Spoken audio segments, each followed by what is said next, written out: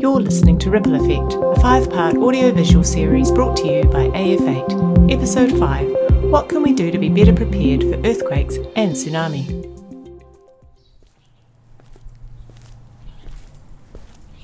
My conversation last time with Helen Jack really made me realise that a potential tsunami is just one of a number of natural hazards that might affect the Mackenzie district, and New Zealand in general. I now have a sense of context, that a lake event will likely sit within the bigger picture of a significant earthquake. So as a community, we'll be subject to numerous challenges in the aftermath of such an event. Phil McKay is Emergency Management Officer and part of the Canterbury Emergency Management Group. He knows only too well the diversity of natural hazards that can affect various regions of New Zealand, and was involved in the creation of the Lake Tekapo Community Resilience Plan. He talked me through what we might expect in the event of a large earthquake affecting the South Island. The earthquake, or what caused the tsunami, would probably cause us more issues, but obviously depending on the wave height and the wash-up area, if it did impinge onto land, there's obviously, we have got buildings, infrastructure, roads on the edge of the lake, so they could be damaged, and it will just be another complicator that goes along with the other earthquake damage that's been sustained in the rest of the town or across the district. Tekapo village is isolated anyway. It's in an alpine environment, one state highway in and out, no real alternative route. So depending on where the earthquake centred and the other damage in the cross district, isolation would be a big one. And then obviously loss of infrastructure, whether it be power, water, sewer, or internal roading. And then it gets down to that individual damage to properties if the earthquake is nearby, which potentially it could be with a couple of nearby fault lines. Mm-hmm. One of the impacts that Phil mentioned is the potential loss of power.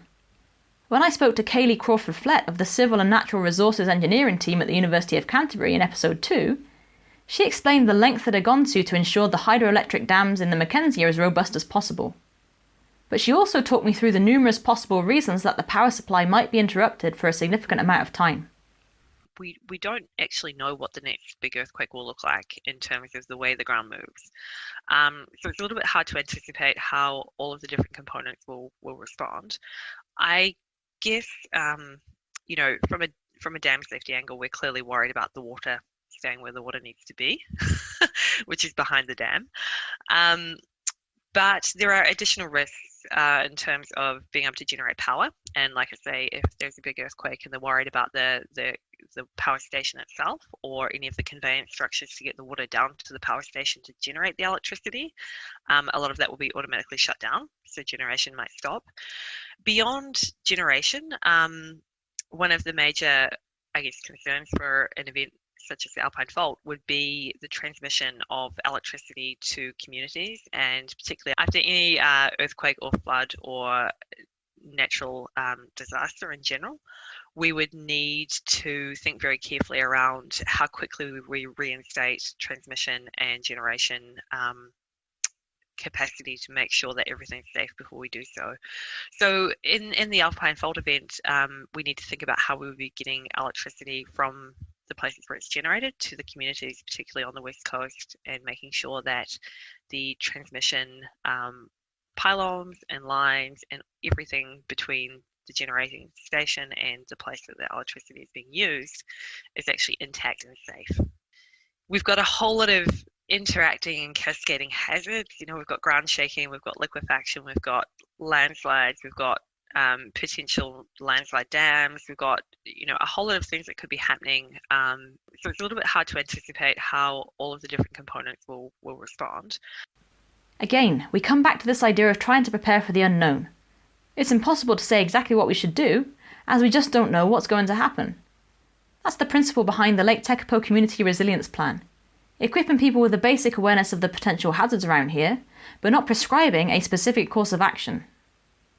As part of a work program, we created the Lake Tekapo Community Resilience Plan, and that identified all the hazards that the town is exposed to and how individuals and businesses can be prepared and a bit more resilient to get through an emergency event that impacts into this town.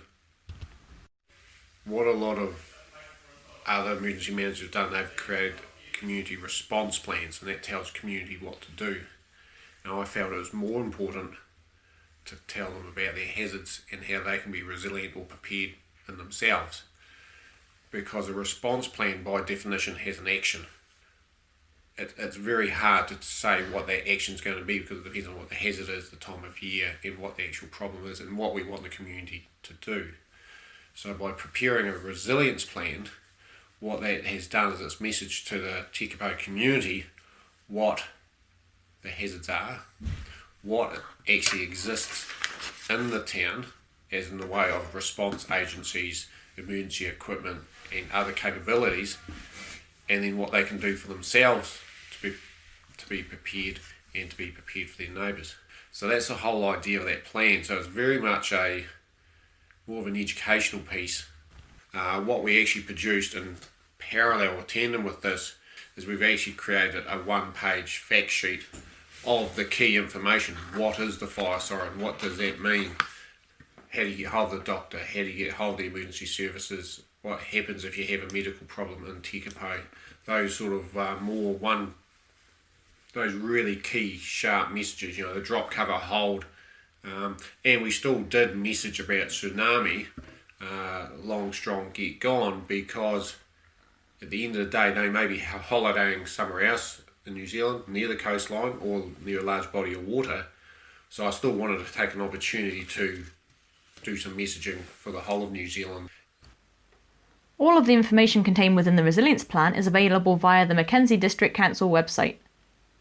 Phil also gave me his key recommendations for preparing for and responding to an earthquake, and what we can do to look after each other within our community. For individuals in the town, it's know your neighbours, know who lives on your street, know what equipment you have. A lot of the equipment that New Zealanders have in the garage they can use for a disaster. So if you go camping, tramping, you've already got gas cookers, you've already got airbeds, you've got tents. If homes are damaged and you can't, stay in your home, you've got an alternative accommodation. And if the whole community pulls together, there'll be enough resources pulled initially for that first 2 to 3 days. But really, individuals, families, businesses in Tekapo should be prepared to be isolated for at least a week. Even a significant snowstorm or landslide, potentially you can isolate this town quite easily, even though it's on a state highway, and the priority will always be to open the state highway. Sometimes it may not just be physically possible. If you're on holiday or you're at home, you should have some basic levels of preparedness, but sometimes when you're on holiday you should actually take a wee bit more care or attention of what's around you. What are the new hazards that you perhaps aren't used to, i.e. wintertime driving in snow and ice if you traditionally come from a warmer climate, or even if you're only on holiday with part of your family, is how do you communicate with your family after the emergency event? Have you got something pre-arranged? Is it a text message? Is it a group chat just to let each other know that you're okay or where you're going to meet up? Because I think looking back in past disasters, the biggest stressor for individuals is knowing where their family members are, and if they've got that information quickly, they can then focus on their individual needs or what comes next. And that idea of carrying the knowledge and awareness with you is key. Even if we're on holiday somewhere unfamiliar, as long as we've got that level of knowledge from our own preparations at home, that will hopefully stand us in good stead if the worst happens when we're not in our usual surroundings. My journey to understand the Mackenzie Lakes has revealed several fundamental messages. Firstly, that we're never going to be able to predict exactly what hazard we will face, how that event might impact our daily lives, and how long for. The scientific investigations that are being undertaken are extremely useful in helping us try to narrow down the possibilities. But at the end of the day, the onus is on us as residents and community members to ensure that we're as prepared as we can be. And that links to the second take-home message. It doesn't need to be complex or difficult to prepare ourselves for a natural hazard event. Something as simple as starting a family group chat to easily check in with each other following an earthquake could prevent massive amounts of stress and worry. Or storing our camping kit somewhere we can easily access it following an earthquake might mean that we can provide ourselves with shelter and a simple meal. We're so lucky to be able to live in and explore this amazing country, but it's a good idea to keep in mind that the environment is dynamic and continues to evolve. So whilst we're out and about enjoying the beautiful scenery, we should be mindful of keeping ourselves and each other safe. Ripple Effect was brought to you by AF8. Creative direction, design and editing by Alice Lake Hammond. Writing and narration by Sam Lord. Illustration by Beck McMaster. With many thanks to our contributors, Associate Professor Caroline Orchiston, Dr. Kaylee Crawford-Flett, Helen Jack, Dr. Joshua Mountjoy and Phil McKay. And thank you for listening. You'll find all 5 episodes along with more information about the Alpine Fault and its potential ripple effects on our website www.af8.org.nz.